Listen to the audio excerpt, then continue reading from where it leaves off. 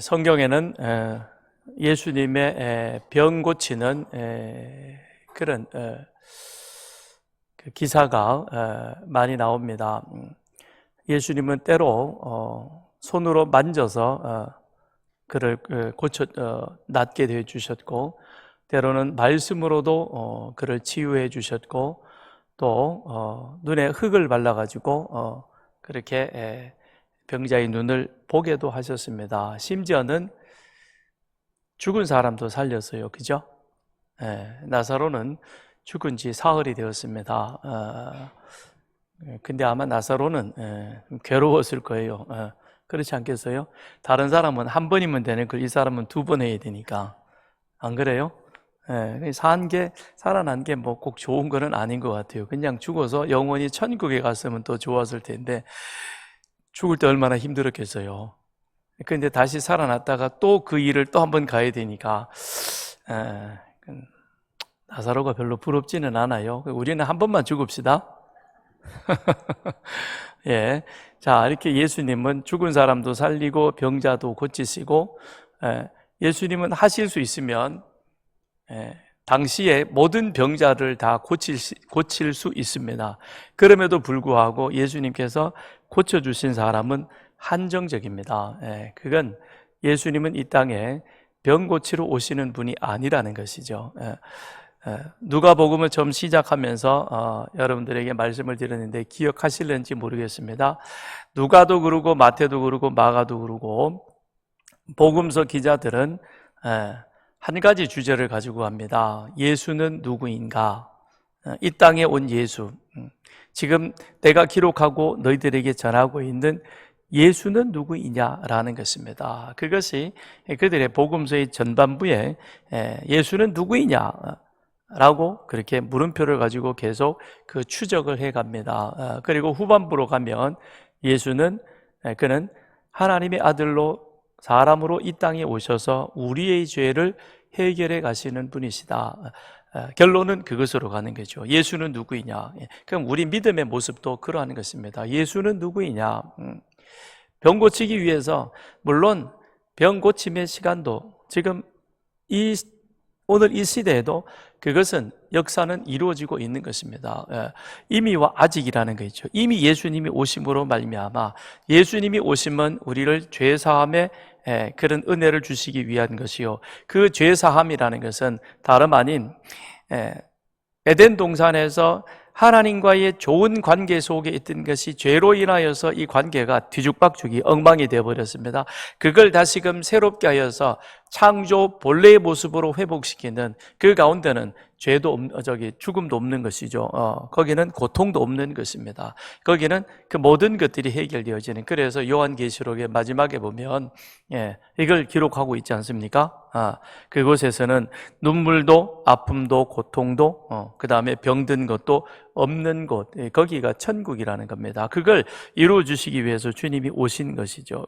이미 오심으로 말미암아 그 일이 우리 가운데 일어나고 있지만, 그러나 아직 이것이 완성되어지지 않는 가운데 있기에, 그러기에 여전히 우리에게는 병듦도 있고 실패하는 것도 있고 그 다음에 죽음도 우리 가운데 찾아오게 되는 것입니다. 그러니까 예수를 믿어서 병 고침의 은사를 입는 경우도 있지만, 그러나 그 사람들 다시 병에 걸릴 수도 있는 것입니다. 그도 죽습니다. 예수 믿어서 사업을 잘해서 돈을 많이 벌 수도 있습니다. 그러나 한편 사업에 실패해서 노숙자의 신세로 전락할 수도 있다는 것입니다. 우리의 예수 믿는 그 믿음의 목적이 병 고치고 기적을 체험하고 돈 많이 벌어서 부자가 되고 세상에 보란듯이 사는 것, 그게 우리의 궁극적인 목적이 아니라는 것이죠. 주님이 오신 목적도 바로 그와 같은 것입니다.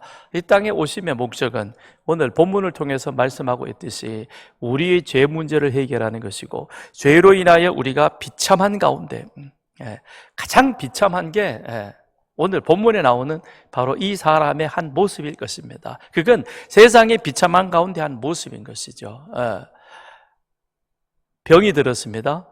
그런데 그 병이 들었는데 그 사람은 움직이지를 못합니다. 다리가 마비되어져서 누군가가 도와줘야만 그는 살아갈 수 있는 사람입니다. 그런데 그 사람은 또한 가족의 보호와 가족의 보살핌도 받지 못하는 것입니다.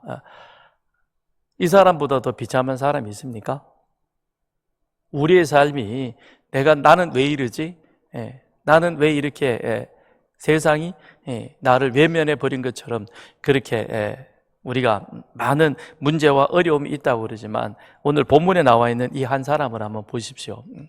이 사람보다는 그래도 오늘 여기 계시는 저와 여러분은 그 사람보다 좀 나아요, 형편이. 그죠? 안 그런가요? 여러분은 다 네 발로 걸어서 여기 왔습니다. 물론 자동차를 이용해서 오긴 왔지만 오늘 한 끼를 먹든 두 끼를 먹든 오늘 밥은 드셨죠, 그죠? 먹을 게 없어가지고 복날이라 그래가지고 누구는 보신 먹으러 간다고 그러는데 나는 그것도 못 먹고 철철 굶고 있다고 오신 분 계시나요? 그런 분 저랑 이따가 끝나고 같이 먹으러 갑시다. 아직 저도 저녁 전이니까 점심 먹고 아직 저녁을 먹어야 되려나 말아야 되려나 그러는데 혹시 오늘 한 끼도 못 먹어서 같이 먹고 싶은 친구가 필요하면 제가 오늘 가서 밥 사드릴게요. 식사하고 오셨어요? 집사님.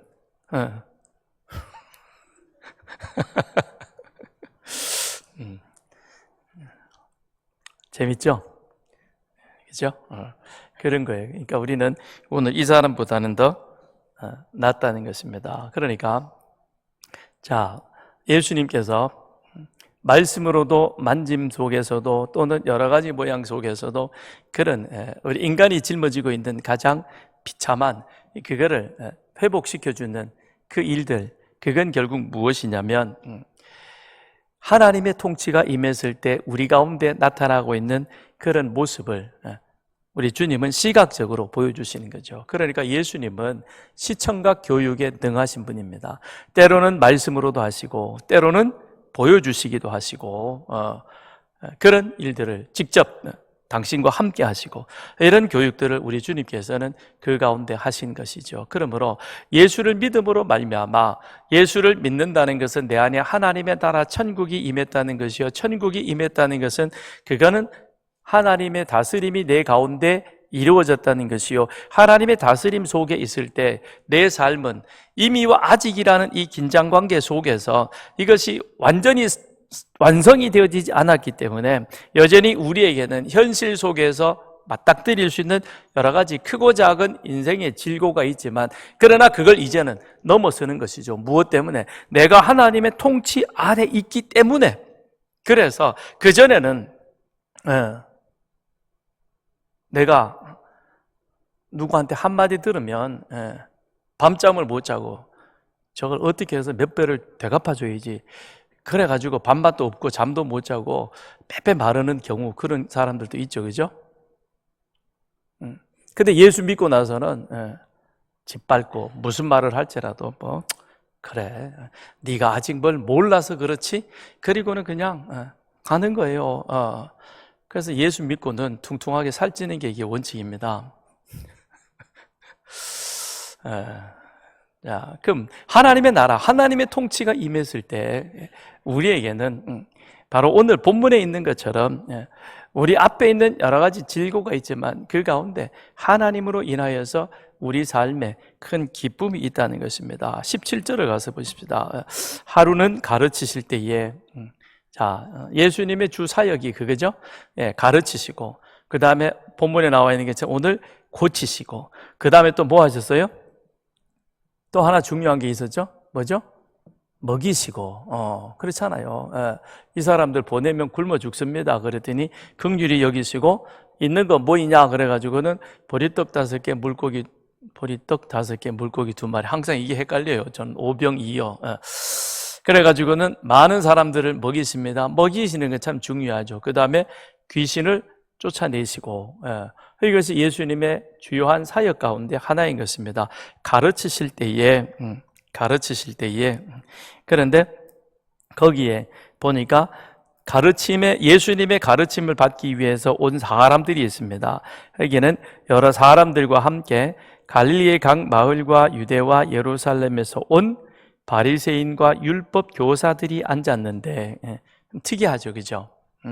율법 교사나 바리새인들이나 사실은 거의 비슷한 부류의 사람들인 것입니다. 그러니까 예수님 당시에 보면 유대 사회에 몇 가지 파당들, 분파가 있었죠. 바리새파가 있었고, 사두개파가 있었고, 그 다음에 에세네파가 있었고, 또 하나 젤롯 당이라고 해서 열심당도 있었습니다. 그 다음에 헤롯 당이라는 사람들도 있었어요. 이 사람들은 사실 상당히 정치적인 조직이죠. 요즘으로 치면 그런 옛날에 있었던 문사 그 다음에 또 무슨 사 윤사 또 이런 그런 것들, 그건 정당적인 어떤 색채가 강한 것이고, 종교적인 면에 있어서는 바리새파, 사두개파, 그 다음에 에세네파, 요 세 개가 그래도 가장 종교적, 그런데 종교적인 것에 정치적인 색채가 많이 묻혀진 그것이 사두개파고,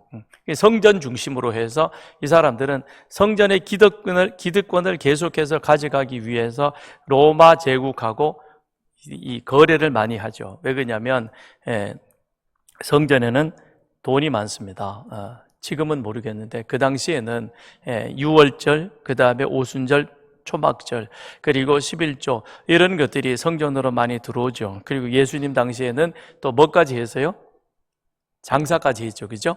그래가지고는 아무튼 성전에는 돈이 많아서, 그래서 예수님을 십자가형을 처할 때도 빌라도를 돈으로 배수하고 이용하는 그런 모습이 있습니다. 그게 이제 사두개파인 것이죠. 대신 바리새파라고 하는 것은 이 사람들은 율법에 대한 진정 열심이 있었습니다. 그래서 율법에 대해서 열심히, 율법이라고 하면 모세 5경을 주로 말하는 것이죠. 그래서 창세기, 출애굽기, 레위기, 민수기, 신명기 이 5개의 말씀들을 열심히 연구하는 사람들, 연구할 뿐만 아니라 또한 그것을 가지고 열심히 그렇게 살아보려고 했던 사람들. 그런데 시간이 지날수록 그 안에 본질적인 모습은 빠져버리는 겁니다. 그러니까 이들은 형식을 많이 붙들고 나가는 것이죠. 이 사람들이 주로 생기기 시작한 것은 주전 2세기경 그 마카오 혁명 때, 그때에 이 사람들이 일어나기 시작합니다. 그래가지고는 처음에는 마카오 혁명 그거 자체가 헬라 사람들로부터 유대 신앙의 순수성을 지키기 위해서 시작이 되어졌는데, 그런데 시간이 지나면서 점점 정치색으로 변해가니까 이건 아니다. 그래가지고 이건 아니고 우리는 말씀으로 돌아가야 된다. 여기까지는 좋았는데 말씀을 연구하되 말씀만 붙들고, 그러니까 말씀을 문자적으로 많이 하는 것이죠. 학문적으로 많이 하는 것이죠. 제가 아는 사람 중에 한 분이 홍대 미대 출신인데, 그분은 홍대에서 자기는 불교 미술을 전공했다 그래요. 근데 자기가 불교 미술을 전공해 가면서 그러면 기독교는 어떤 것인가, 그걸 좀 알고 싶어 가지고 성경을 5번을 학교 다니면서 5번을 읽었대요.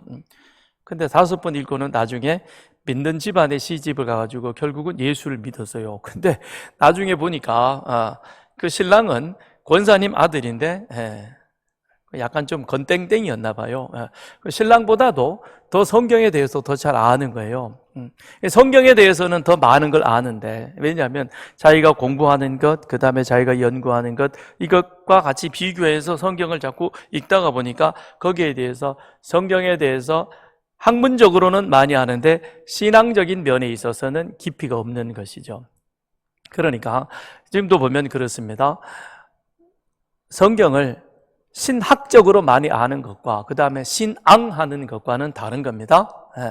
신학이라는 것은요, 이거는 신앙이 없어도 얼마든지 할 수 있습니다. 그러니까 옛날에 우리 감리교 신학교에 신학대학에 변선환이라는 그런 교수가 있었습니다. 또 이화여자대학의 이름은 제가 지금 기억이 안 나는데 혼의 신학이니 그 다음에 토속 신앙, 종교 이러면서 이상한 얘기를 하는 그런 교수들이 많이 있었습니다. 예수에 대한 믿음이 없이, 즉 신앙함이 없이 신학만을 공부할 수도 있는 것이죠. 그래서 이 변선한 교수 같은 경우도 엉뚱한 이상한 얘기를 해가지고 감리교단에서 제명을 당했습니다.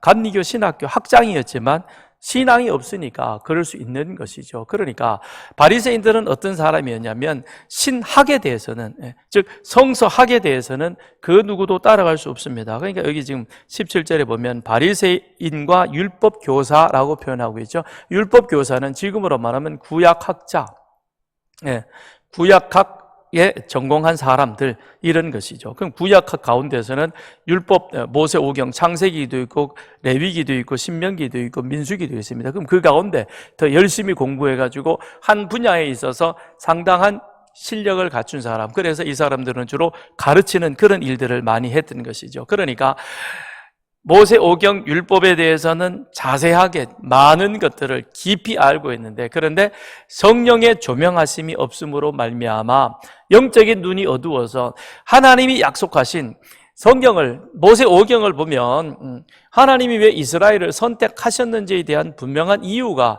모세가 거기에 잘 기록하고 있는 것이죠. 애굽에서 백성들을 불러내었습니다. 그런데 우리를 불러낸 사람이 누구이며 왜 불러냈느냐, 출애굽의 목적을, 이유를 설명하려면 창세기로 돌아갈 수밖에 없는 것이죠.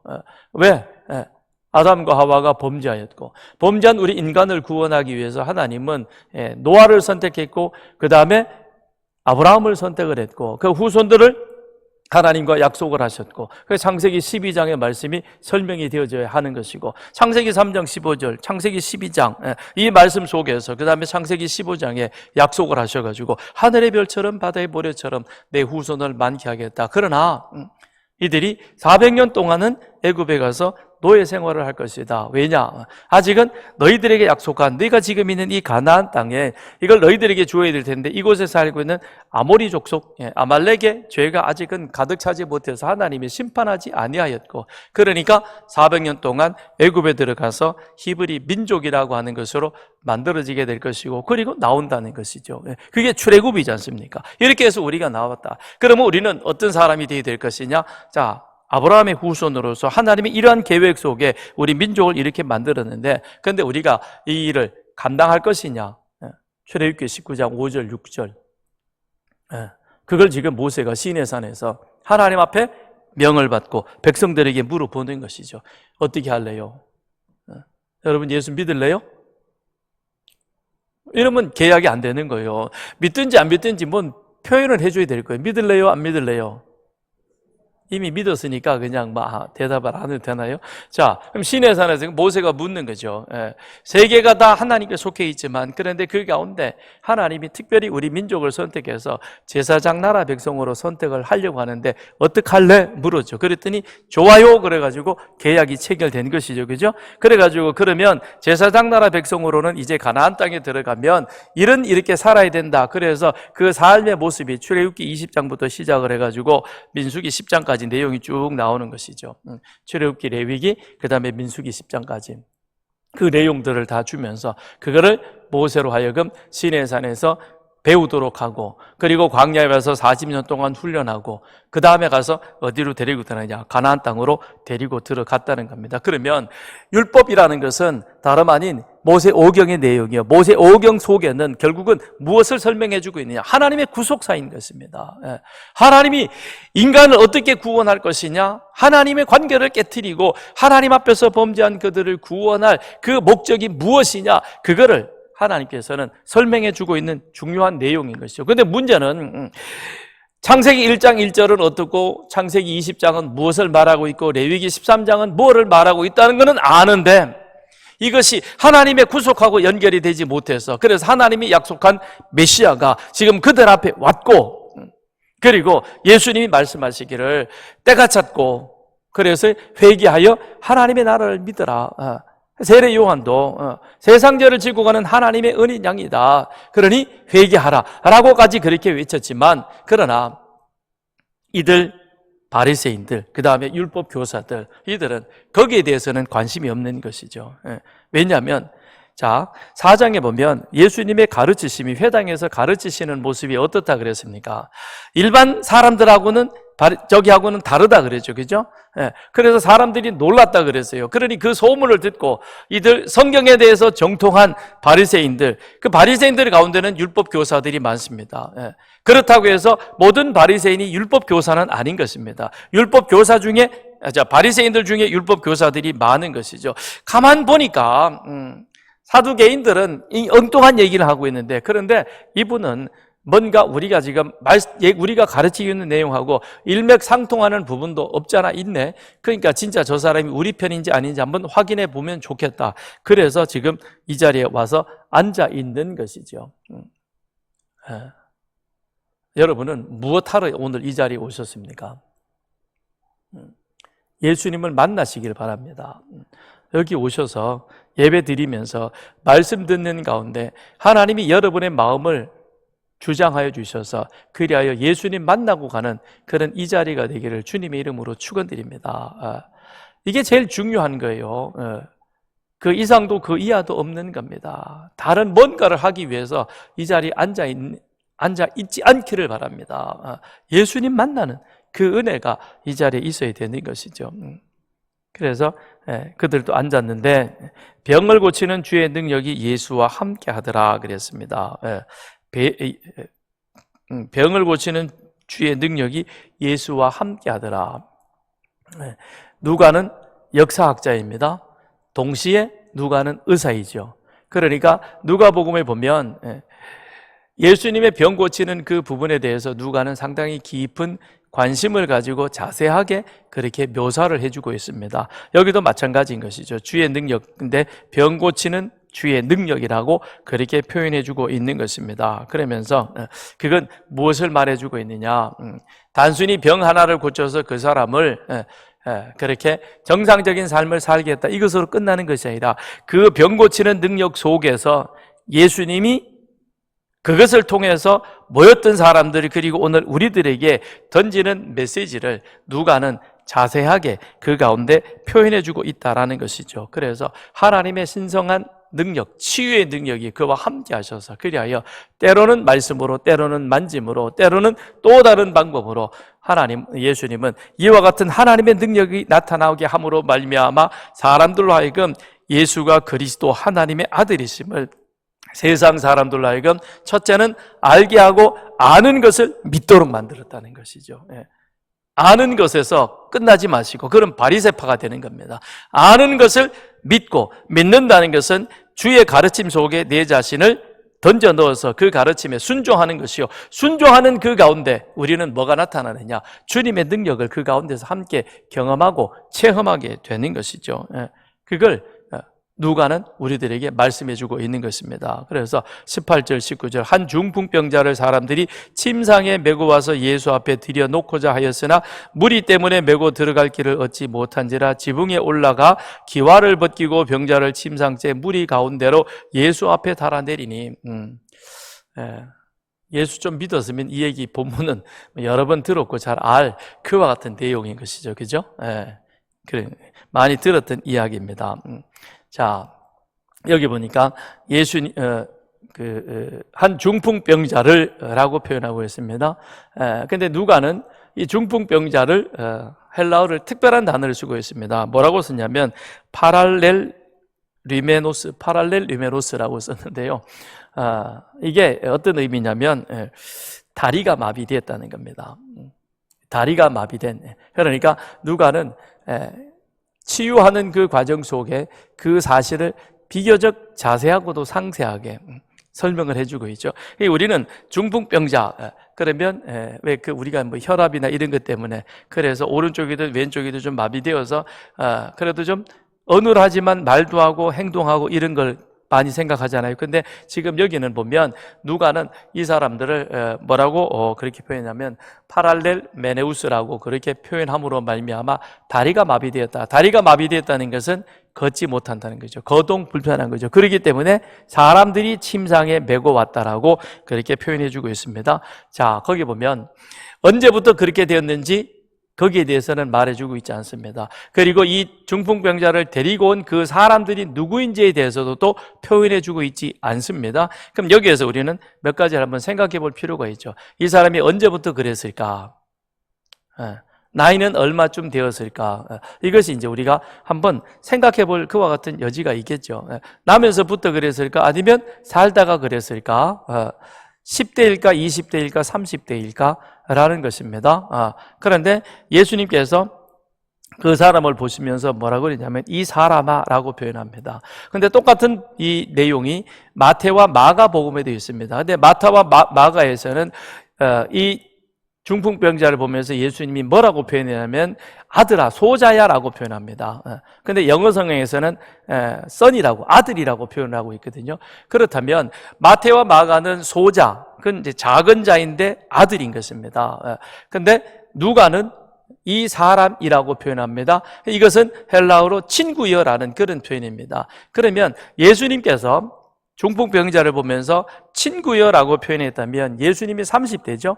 그러니까 이분도 최소한 30대 그 이상은 되었을 것이다 라는 겁니다. 그걸 우리가 한번 추측해 볼 수 있는 것이죠. 그런데 30대인데 이 사람이 언제부터 그랬을까 하는 것은 누가가 말을 안 하니까 우리도 모릅니다. 그런데 상당히 오래된 것 같다라는 그런 느낌을 우리가 받을 수 있습니다. 왜냐하면 만일 이 사람이 그렇게 중풍이 걸려서 다리가 마비되어서 움직이지 못했는데 그랬다면 그의 안타까움을 알고 그를 예수님께 데려올 사람이 아버지든 아니면 가족이든 형제였을 것입니다. 수로보니게 여인이 예수님을 찾아왔습니다. 왜 왔어요? 수로보니게 여인이 왜 왔죠? 귀신 들린 딸 때문에, 그죠?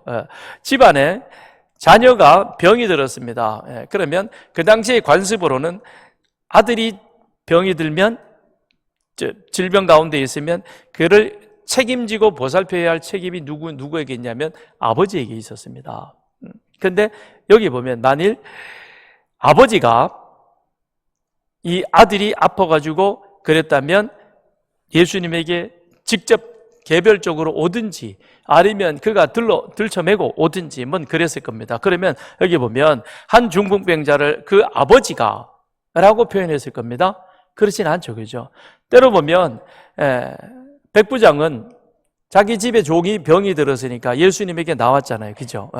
이것처럼 예수님에게 직접 나온 사람에 대한 그런 그것을 이름을 밝혀주는 그런 경우도 있습니다. 물론 백부장의 이름은 나오지 않았지만 그러나 그 사람의 직책에 대해서도 말해주고 있고 그 다음에 가나안 여인에 대한 어머니에 대한 것도 그 신분을 어느 정도는 노출시키고 있습니다. 그런데 여기서는 그 신분에 대한 노출이 전혀 없습니다. 그런 걸로 보아서 이 사람은 이미 병이 든 지가 오래되었을 것이다.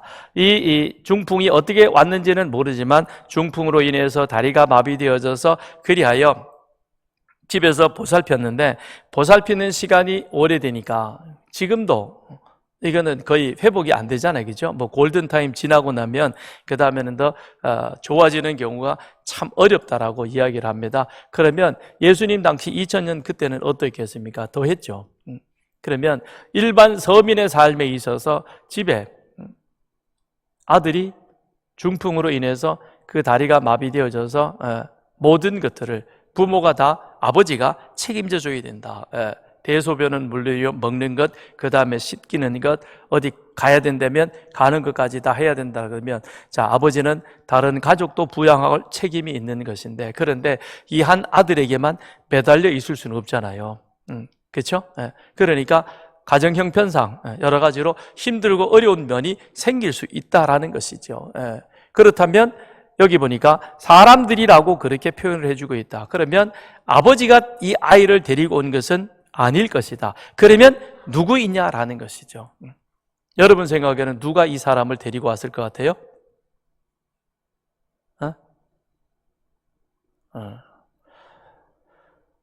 예수님 당시에 그 여러 종교의 분파 가운데 사두개파, 그 다음에 바리새파, 그 다음에 열심당, 젤롯당, 그리고 또 한 파가 있다 그랬죠? 에세레파가 있습니다. 에세레파도 바리새파하고 사실상 비슷하게 출발을 합니다. 마카오 혁명에 대해서 같이 함께 찬동을 했다가 우리는 하나님의 백성이니 선택된 백성으로 살아가야 한다는 그 점에 있어서는 같은 맥을 했었고 그래서 같이 율법을 열심히 연구했는데 그런데 바리새인들은 율법을 알지만 그것을 껍데기만 그럴듯하게 포장을 하고, 그리고는 대신 사람들에게 강요는 하되 자기들은 하지 않는 이런 위선적, 형식적인, 가식적인 면이 있었습니다. 그런데 거기에 비해서 SNF파는 그거 아니야.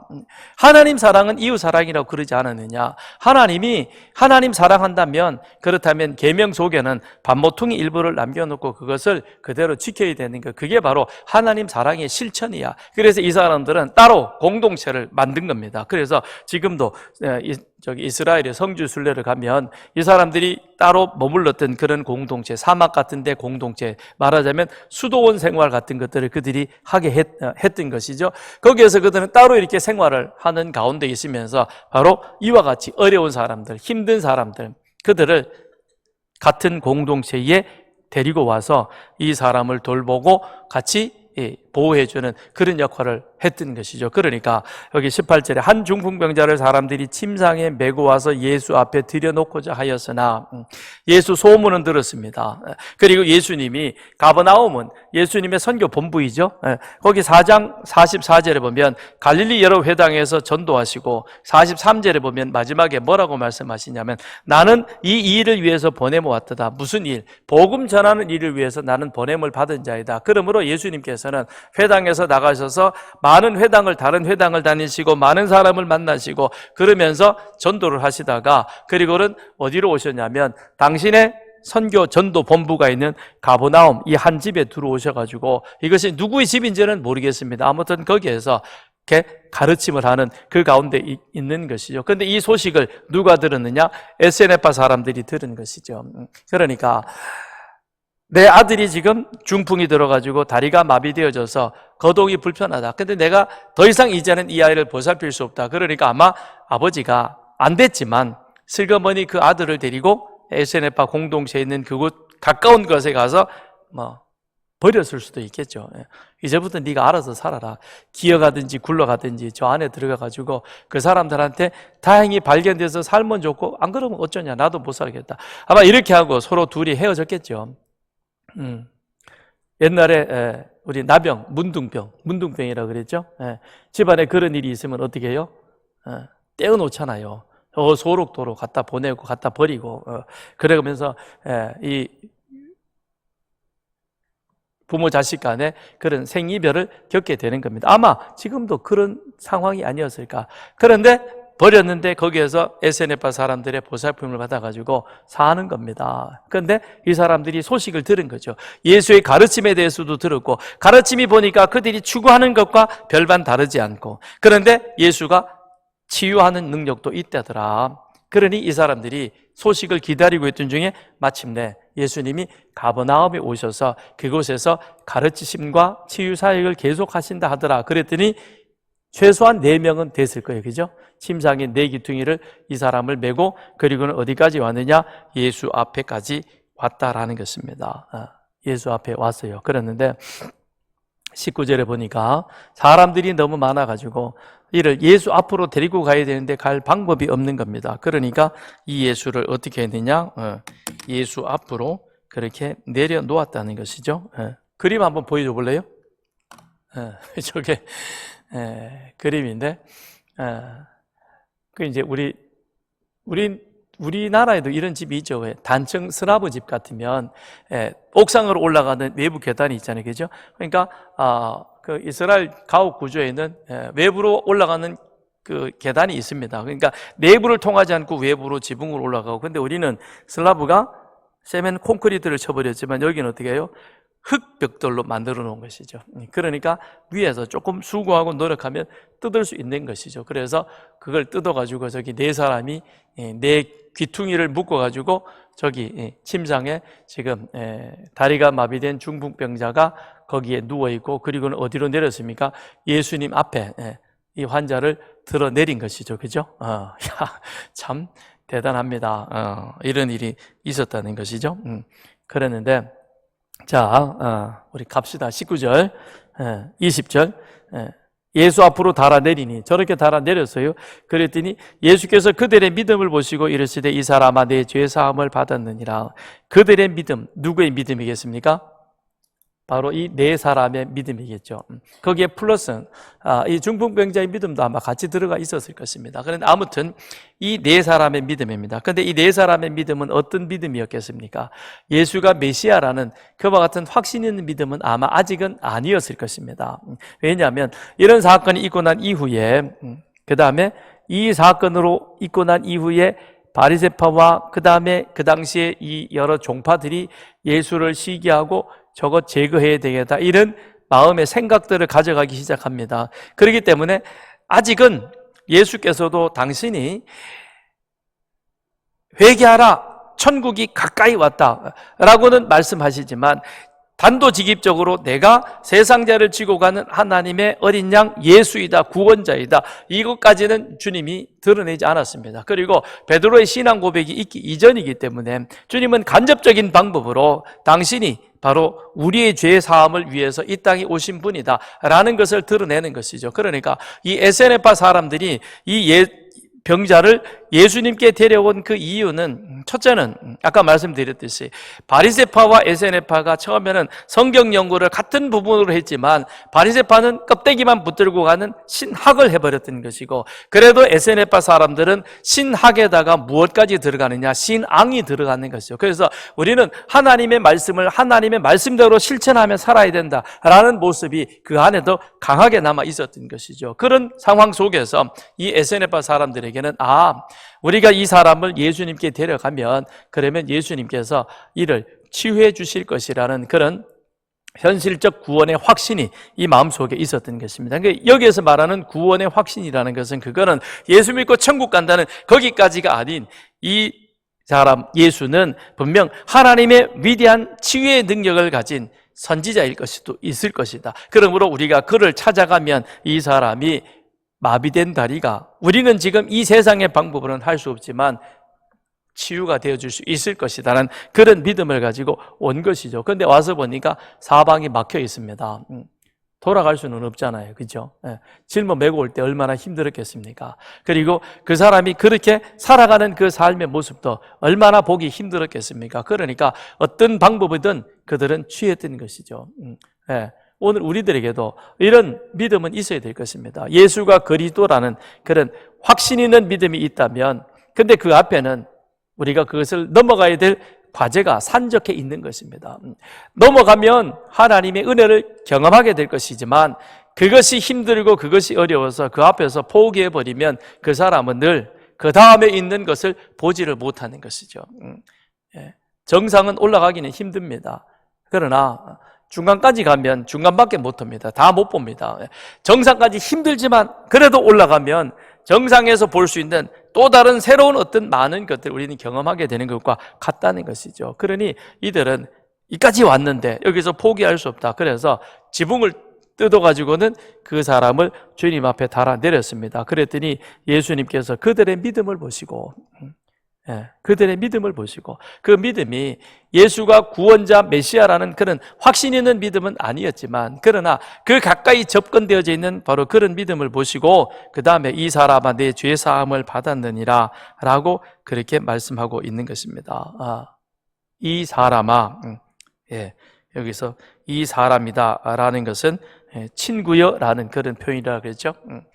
마태와 마가는 소자라, 작은 자라 라고 표현합니다. 그것은 아들아 라고 그렇게 친근하게 부릅니다. 그러면 마태와 마가는 유대인들을 향한 복음인 것이죠. 그렇기 때문에 예수가 작은 자라고 표현한 아들이라고 한 표현이 그들에게는 피부적으로 와닿을 수 있을 것입니다. 그러나 누가는 이방인들을 향한 복음인 것이요, 이것이 유대의 어떤 그런 관습적으로 아들이라고 하는 표현을 썼을 때는 사람들이 오해할 소지가 있는 것이죠. 그래서 친구여라고 그렇게 누가는 그 용어를 바꾸어서 사용하고 있는 것입니다. 그러나 내용은 똑같은 것입니다. 어떤 내용이냐, 에세네파 이 사람들이 그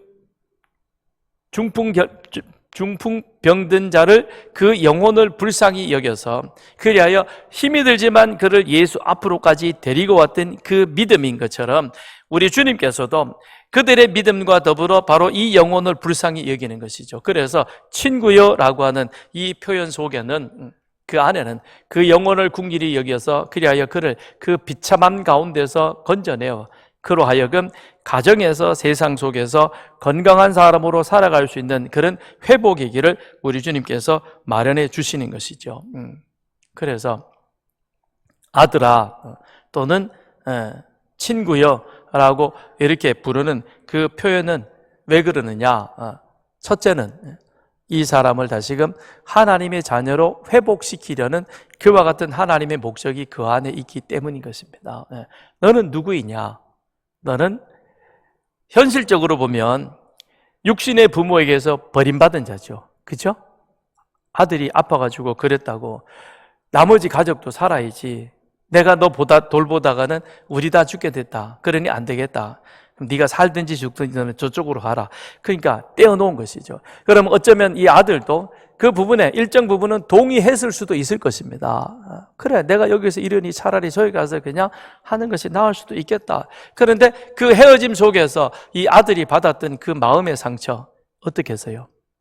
내가 이렇게 병이 들었는데 이 병듦이 그게 내가 잘못해서 된 것이 아니고 어쨌든 이렇게 오게 된 건데, 그런데 그로 인하여서 내가 내 부모에게서 버림받았다라고 생각했을 때 그 사람에게는 그야말로 그 어떤 것으로도 치유되어지고 회복되기 어려운 바로 그와 같은 깊은 상처가 이 속에 있을 것입니다. 그런데 그런 그 사람을 향하여 예수님은 뭐라고 불러주시느냐? 아들아, 친구여 라고 그렇게 불러주시는 거죠. 그러니까 너는 버림받은 자가 아니라 너는 버림받은 자가 아니라 하나님의 사랑받는 사람이다. 하나님의 사랑받는 자녀이다라고 그렇게 예수님께서 칭해 주시는 것이죠. 오늘 우리가 그렇죠. 하나님께서 우리를 예수님을 통해서 무엇으로 삼아주셨습니까? 하나님의 자녀로 삼아주셨습니다. 예수 이전에, 예수 밖에 있을 때 우리는 다 하나님의 진노 앞에서 멸망받을 수밖에 없는 그런 존재였던 것입니다. 그런 우리들이 예수로 인하여서 하나님을 아버지라 부를 수 있고 하나님께서 우리의 죄를 보시는 것이 아니라 그 모든 허물을 덮으시고 내 사랑하는 아들아, 내 사랑하는 딸아라고 그렇게 우리를 불러주시는 것이죠. 그러므로 이미 우리는 하나님의 사랑받는 자녀인 것입니다. 세상에서 내가 어떤 존재이냐, 물론 그것도 이 세상에서 나에게 주어진 역할을 감당함에 있어서는 그것이 때론 필요할 수 있을 것입니다. 그런데 우리는 그 세상의 명함을 더 중요시합니다. 그것보다 더 중요한 것은 나는 하나님 앞에 사랑받은 하나님의 은혜를 입은 하나님의 아들이요 하나님의 딸이라는 이 자의식이 우리 속에 있어야 할 줄 믿습니다. 이게 내가 세상에서 출세하고 성공하고 어떤 명함을 많이 새기고 이것하고 비교가 안 되는 거죠. 시의원 선거도 끝났죠. 그 다음에 국회의원 앞으로 선거 있죠. 그래봐야 4년, 5년 지나가는 겁니다. 다 그건 임시직으로 다 끝나는 거죠. 그러나 거기에는 등락이 있는 것이죠. 됐을 때는 좋지만 떨어지면 또 잊혀지죠. 그러면 다시 내가 올라가기 위해서 별의별 방법 다 하고 성시와 조창기도 기독교 모임하면 끊임없이 나와가지고 전 누구 오셨습니다. 그럼 앞에 서가지고 인사하고 막 열심히 그러고는 와서 그때는 제 손도 열심히 잘 잡아줘요. 목사님. 아이고 참. 그 열심히 노력하죠, 그죠? 근데 그것보다 그런 열심을 가지고 우리가 하나님을 잘 믿으면 아마도 하나님 앞에 많은 상급이 있을 거예요, 그죠? 우리는 어떤 자이냐? 하나님의 사랑받는 자이다라는 것입니다. 네가 현실적으로는 내 부모에게 버림받은, 그래서 지울 수 없는 상처를 받았지만, 그러나 너는 그것과 비교할 수 없는, 이제부터는 너는 하나님의 사랑받는 자녀이다. 누굴 통해서? 예수님을 통해서. 우리는 예수님을 통해서 이렇게 하나님의 은혜를, 그와 같은 은혜를 입은 자라는 것입니다. 그 다음에 예수님께서 아들이여, 그 다음에 친구여라고 그렇게 불러주신 그 이유는 그가 가지고 있는 그 당시 사람들, 그를 포함한 그 당시 모든 사람들의 그 오해를 벗겨주는 것이죠. 그 당시에 이 병은 죄의 결과라고 생각을 했습니다. 그래서 제자들도 그랬잖아요. 이 사람이 소경으로 난 것이 누구의 죄입니까? 그랬더니 예수님 뭐라 그러세요? 아니야, 그거는 그런 엉뚱한 질문하지만 하나님의 영광을 드러내기 위한 것이야 라고 말합니다. 죄 때문이라면 사두개인들과 그 다음에 당시의 제사장들, 로마 총독들이 더 죄가 많죠. 그렇죠? 안 그래요? 더 많은 죄가 있는 겁니다. 그러니까 죄 때문에 이 사람이 중풍병에 걸려서 다리가 사지가 마비되어져 가지고 움직이지 못한다. 그러니 저는 하나님의 저주받은 자이다. 아니라는 거예요. 무슨 얘기야? 하나님이 그 사랑하는 아들을 왜 저렇게 저주를 하시겠느냐? 그렇지 않아. 그거는 우리가 하나님에 대한 오해라고 하는 것을 그렇게 주님께서는 가르쳐 주는 것이죠. 이건 죄 때문에 그렇게 되어지는 것이 아니라 우리가 하나님을 잘 믿는 신앙인이라 할지라도 이런저런 여러 가지 세상의 질병에 걸릴 수도 있고요. 그 다음엔 실패할 수도 있고요. 성공할 수도 있고 별의별 일을 우리는 다 당합니다. 얼마 전에 가까이 지내는 목사님 몇 분하고 만나가지고 식사하는 중에 그러더라고요. 뭐도 먹고 뭐 그러더라고요. 그러면서 나보고 물어요. 자기도 다 그러더라고요. 뭐 이것 때문에 너 많이 먹으면 안 된대. 그래서 그냥 먹어. 맛있게 먹으면 좋아. 괜찮아. 그랬더니 아유 목사님 무슨 얘기야. 그러면서 나보고 그러더라고요. 목사님 당이 있어 그러더라고요. 나 당회장이야 그랬어. 모르겠어요. 저도 당이 있는지 없는지는 모르는데 아무튼 병원에 가서 검사를 근데 지난번에 가서 종합검사 할 때도 뭐 당이 있다는 얘기는 안 하니까 그럼 저보고 지방간이라 그러더라고요. 그래서 제가 그랬어요. 그럼 내가 서울산 지방에서 하니까 지방간이지. 나 서울에 살면 서울간일 거야 그랬어요. 헐. 아내가 있었으면 오늘 집에 가서 혼나네. 썰렁한 거 하지 마라 그러지. 그랬더니 4시에 앉아서 밥 먹는데 3시 다 그러는데 다 나보다 어리거든요. 근데 막 머리도 염색하고 뭐 빠지고 그런다 그러더라고요. 그냥 살아. 그냥 생긴 대로. 그랬더니 근데 자, 뭔 얘기하다가 그랬는데 우리가 세상을 열심히 살지만 목사들이 얼마나 열심히 신앙생활 합니까? 그런데도 보니까 당 있는 사람도 있고 뭐 또 다른 것도 있고 뭐 이래 가지고는 뭐 그러더라고요. 그럴 수 있어요. 그게 죄 때문입니까? 아니라는 것이죠. 그렇지 않은 겁니다.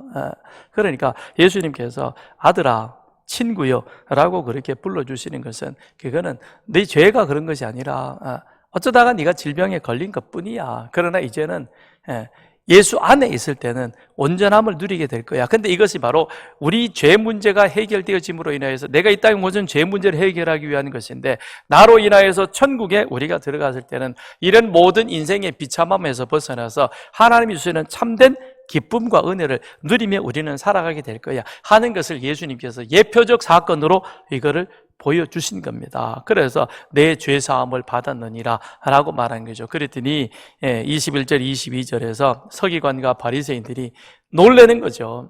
왜요? 그들이 알고 있는 성경적 지식. 여기서 갑자기 서기관이 나왔습니다. 서기관은 뭐냐면 여기서 말하는 율법 교사들과 같은 거예요. 율법 교사, 그 다음에 서기관. 이거는 다 같은 그런 사람들인데 그걸 다르게 그냥 부른 뿐인 것이죠. 그들이 알고 있는 율법의 지식에 따르면 아니 예수님이 가르침은 틀리지 않는 것 같은데 근데 지금 갑자기 죄사함을 받았다라고 말하니까 헐 그러는 거죠. 왜요? 그건 그들이 하는 얘기가 표현이 맞는 것이죠. 신성 모독하는 자가 누구냐? 오직 하나님 외에 누가 능히 죄를 사하겠냐? 맞죠? 그렇죠? 하나님만이 죄사함을 가질 수 있는 겁니다.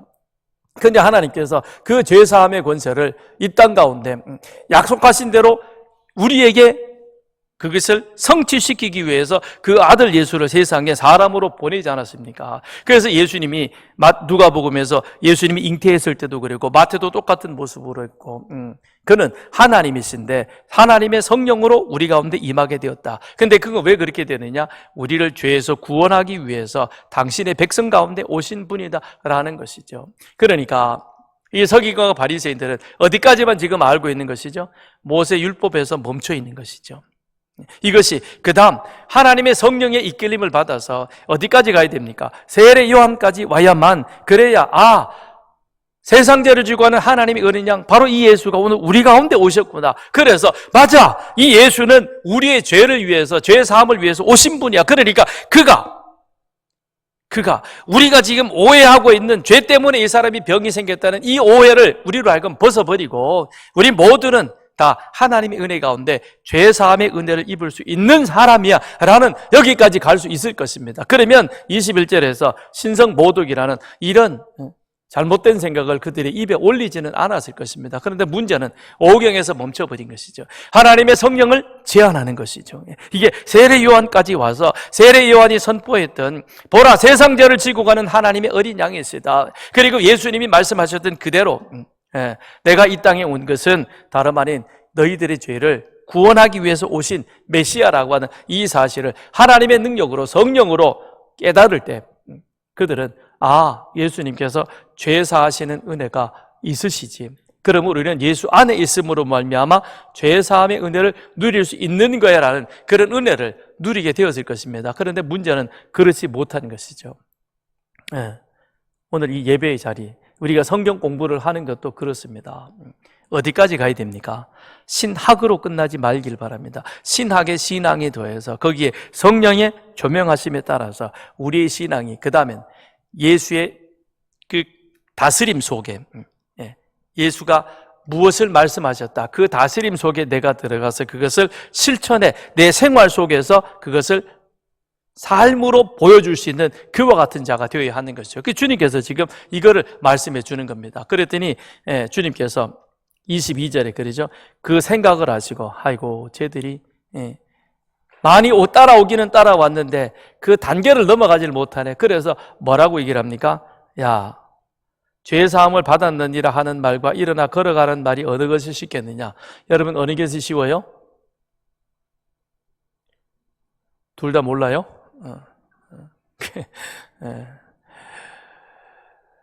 우리 편에는 죄사함이 쉬워요. 그죠?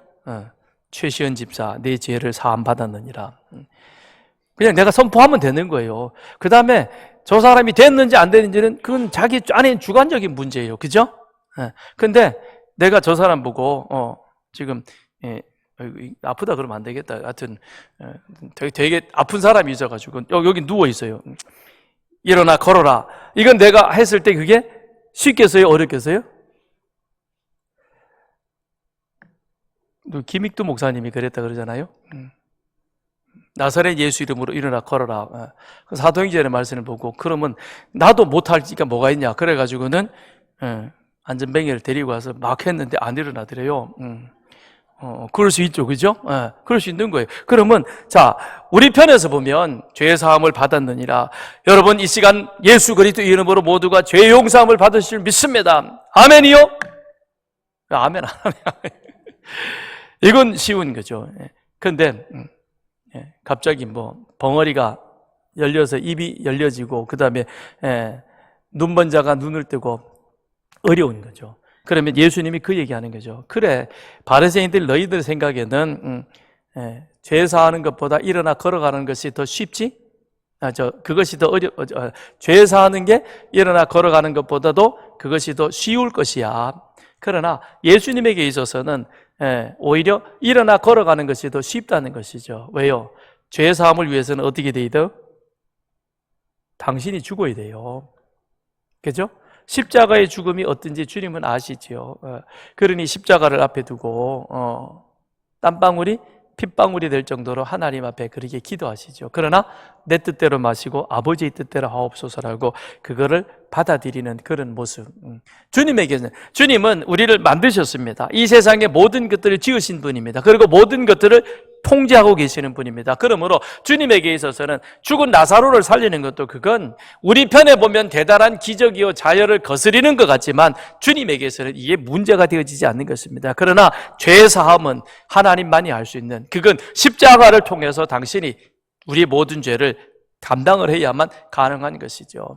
그러니 너희들은 죄 사하는 것이 쉽게 보이지만, 그러나 내 편에 있어서는 일어나 걸어가는 것이 훨씬 쉬워. 죄 사하는 것이 더 어려운 거야. 근데 내가 왜 왔는 줄 아느냐?